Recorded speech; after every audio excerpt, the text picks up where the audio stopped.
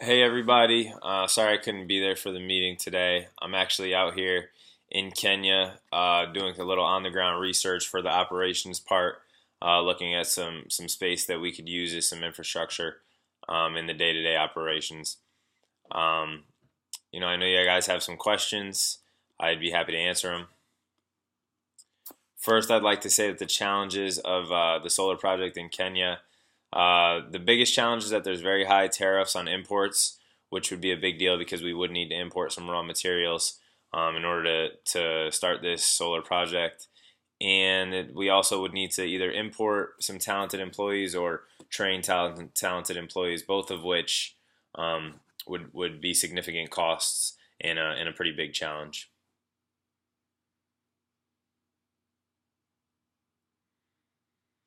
Well, in terms of supply chain here in Kenya, it would be more difficult than with Watson in Germany. There's more daily security issues here that we would have to deal with, as well as the high tariffs that I previously mentioned.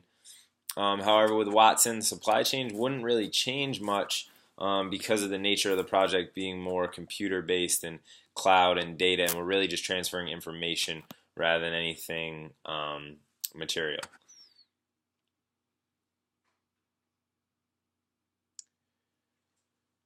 They both would have costs to them, although the cost in Kenya would be much more significant. It would be about a $75 million investment after accounting for the employee training and development, the infrastructure costs, and the startup costs. While Watson in Germany would only be around $2 million estimated.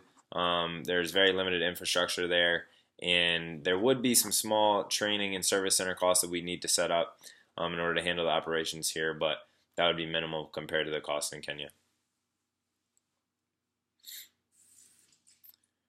Both of these options have major advantages to them. We'll start with Kenya with solar.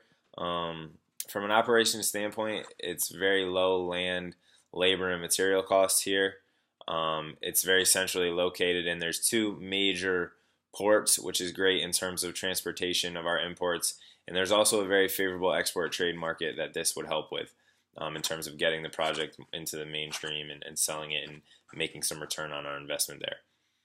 The advantage of taking Watson to Germany are that Germany can act as a future hub for expansion into the rest of the EU, which is always a big deal for us looking forward to the future.